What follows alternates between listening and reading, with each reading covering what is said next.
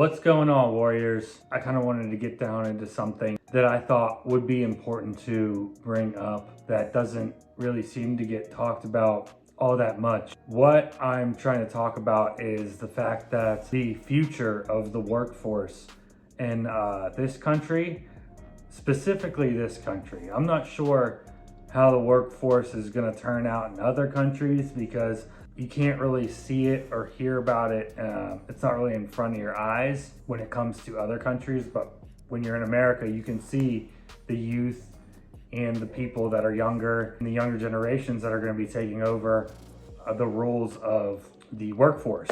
So I think it's funny because boomers and older people and older generations, even Gen X and the older side of the millennials, they get a bad rep, but they are going to be likely the last generation that knows how to do anything of real value, like physical value. Now, don't get me wrong, I know there are young Gen Zers that are in the workforce that work hard, and I'm not saying that people don't work hard and that people that are younger don't work hard, because I understand people that are younger do work hard. And I know that there are younger guys that are interested in things that are more of the trades and all this other stuff. But that has been pushed aside for so long. And really, it's kind of the millennials' fault as well, and Gen X's fault as well, because we were pushed towards more the corporate lifestyle than the rugged technical work, the mechanical work, things like this.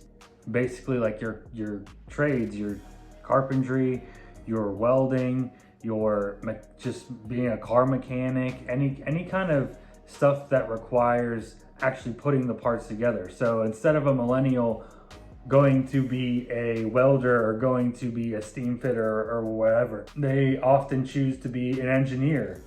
Okay, yeah, great. We need engineers. We need people to do that mathematics and all that and figure out what works best when you put components together and how to put the components together. But to actually be able to do it is a whole different story. And I can say this from experience.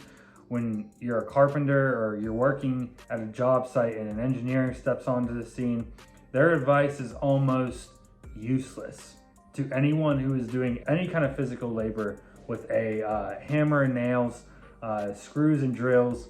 Those people, they don't listen to engineers, and they say how just misinformed engineers are about what it actually takes to put the work together and make it into something that is so complicated to plan out in the first place. Judging off of the numbers from the way the schools have been reporting over the past few years, and this isn't just like a pandemic issue, this isn't just like an issue that's happened in the last year or two. This has been an issue that has been a decade at least in the making. When I graduated high school back in the ancient times of 2011, school was still pretty well structured. People still couldn't just graduate, right? I did manage to graduate, barely, but I did manage to graduate. But I made that path for myself, right? And I knew what it took for me to just graduate. Some people, they would have been in my shoes or doing what I was doing in high school. They would have been put into like smarter classes now. Like, they would have been considered smarter than your average student, and I was terrible. So this discussion happened while I was actually at one of my classes I take in college, because I am in a field that works with the trades. I'm not working in a trade, but I work for trades. I am going into drafting and designing, which is work I already actually do, but I'm going to school for it to have professional credentials, pretty much, even though I already do this for a living. So we were talking about the discussion of what the younger generation, how they're going to step up to the plate when it comes to holding together the society of the workforce. Like, I don't think people quite understand the severity of that situation when kids can't even pass fourth grade reading levels, is what some of these teachers report when they're in like 8th grade. But I don't understand why they not stressing to y'all how bad it is. Like, I'm not even trying to be funny, but these kids are... I'm going to just say this. I teach 7th grade. They are still performing on the 4th grade level. Elementary and middle school kids are reading 4 years below grade level. Well, as a high school teacher, I'm here to inform you that high school kids are doing way worse. They are reading 6 years below grade level. The only difference is a whole heap of these kids are going to graduate at the end of this school year. And we are expecting them to go to college and obtain jobs when they cannot even comprehend basic skills, which is why we probably see a problem with employers finding employees. There are literally high school kids reading on a 3rd grade reading level, and still states are expecting teachers to prepare kids and have them pass state tests are on or above grade level. See, the issue is schools have dumbed it down for kids. They have made it so easy that kids believe that their only job is to show up and behave, and that should be enough to get a passing grade and to go on to the next grade level. We have a real issue here, and please do not talk to me about graduation rates, because Bugs Bunny could graduate in this era. Make it make sense. If they're just being passed because of some kind of activism that allows them to be allowed to go through the gates just wide open, even if you're really not achieving what you're supposed to be achieving, if you're underachieving, if you're basically not even on par with the reading and writing, then that's an issue. That's an issue moving forward. And I'm not one for a lot of the indoctrination, like electives like history and psychology and all that other stuff. Those can be manipulated to the false truths, but like English language, you know, that can be manipulated in some ways too. But if you actually go off of learning the English language, learning how to speak and articulate yourself, and grammar and all that really has strong principles that can't be manipulated. So you have to learn that. You have to know how to communicate properly and effectively. And then also mathematics is very important. And if those two things aren't being met, which are essential, that's not good. The state moving forward of our situation in America, and this one is specifically what I'm saying for America. I'm not speaking for another country because I don't know.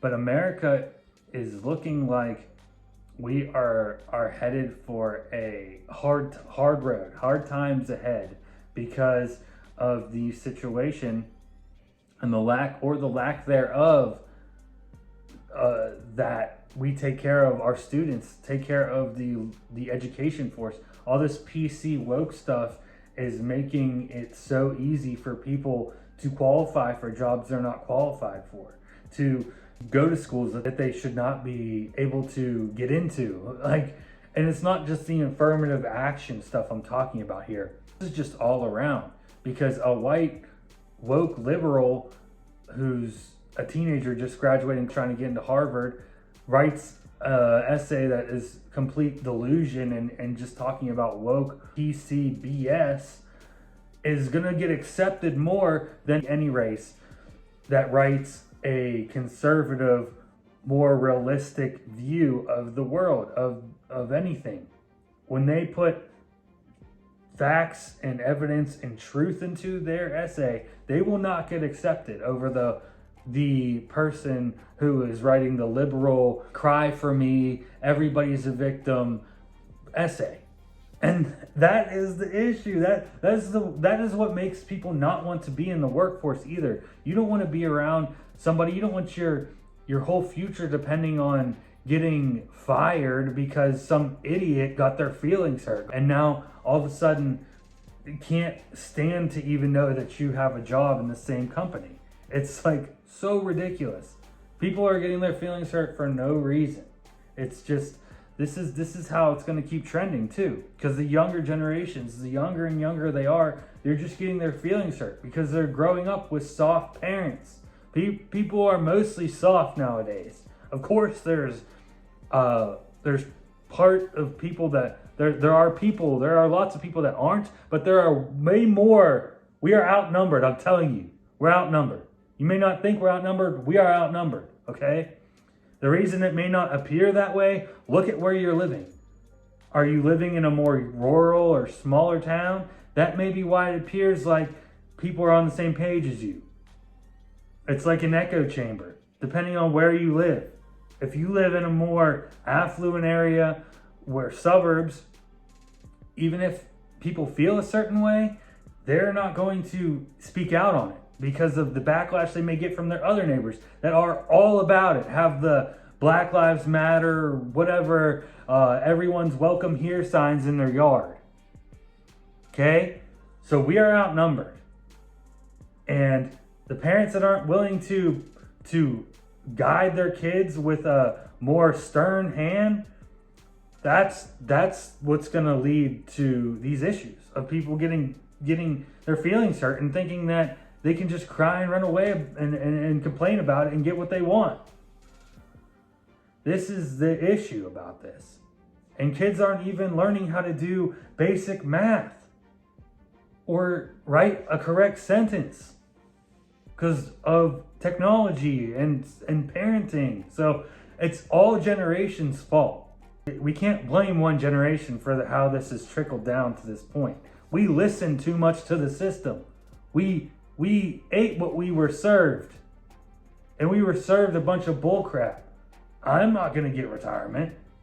I know that for a fact. I don't even have a 401k. My company offers a 401k. I don't put money into it. That's stupid. That 401k ain't going to do nothing. Because by the time I'm old enough to even retire, all of it's gone. All the system has to be rewritten by then. Because there's no way that this is going to last any longer. And because of the numbers of kids that aren't going to be able to do jobs like put a engine together or following simple directions, putting together a freaking table. I'm no freaking MacGyver. I can't build you an engine from the ground up either. But to take your time to learn how to do it, kids need attention to detail for that, and they don't have that. Like, you have to be able to do basic things. And it's the fabric of America is going to fall piece by piece. There is no saving that. There is no relinquishing former glory. It's done. And AI is not going to take us all the way there, like we're being led to believe it will. Oh, these computers will help you get there. No, they won't. Humans are going to be having to start from scratch. United States, at least. United States is going to fall apart, is what I'm saying to you. I'm not even a huge patriotic guy here, but I'm saying that I don't see how somebody my age, 30 years old, when I double that age, 60, that the country's going to look anything similar to a livable society, like a manageable state of society. So it's best for us to realize this now, and that there is no changing it. Like it's gonna happen. So to prepare, like just prepare for this to happen, because this is gonna keep happening, and people are gonna keep pushing. Oh, this is a solution. This is a solution. This is how it's gonna go. Like, no, it's it. The kids, it's too late. There's not enough kids that are smart enough. There's not enough kids that are willing to do enough. There are not enough kids that know what they're doing. It's too late. And it is what it is now. It is what it is. America's made this bed and we gotta lie in it. It was purposely made this way. It wasn't like this was on accident. There was a reason why all this got pushed on us. But that's just the way it is. We've made this bed. The future of America, future workforce of America is done. So it's better to hear it now, and you should really just listen instead of trying to argue about it, because I can tell you with 100%, it's going to happen. There's promising young people, of course. There's always promising young people. Not everybody is included in this that's young. But I'm talking about the majority. And the majority is what you're going to need to hold up the whole infrastructure of this, of the workforce, of the the abilities to travel amongst the country. Like, who's going to put airplanes together? You know, like, how are you going to fly? There's airplane mechanics now. What happens when they retire? Are we going to be able to teach kids how to do this stuff? Well, I'm not riding on a plane. I don't want mine to drop out of the sky after like later Gen Z or millennial, after they're done working on planes. I know there ain't no more supervision going on with them. I'm not flying on a plane anymore. just what I gotta say. It's that quote where it's like, tough men make good times make weak men type of scenario. And our society is weaker than it's ever been, especially here in America. Not sure how it is abroad, but here in America, you better tighten up them bootstraps. And if you got a child, you better be teaching them how to be tough. This pansy stuff where they cry and whine to get what they want, and they say their feelings are hurt, and that's how they get congratulated and rewarded in today's society, it ain't gonna work. So if you're doing that to your kid, shame on you. Shame on you for doing that to your kid. You're not giving them a chance to be all they can be. Well, that's gonna do it for this video, Warriors. I got a little wrapped up longer than I wanted to be in this. If you agree, or if you would like to discuss this video, you know, just comment or like this video. So with that, I'm gonna go ahead and get off. I love you all, and as always, go in peace. This is Jay out. You can count on it every time. It won't always be easy, just as sure as the sun.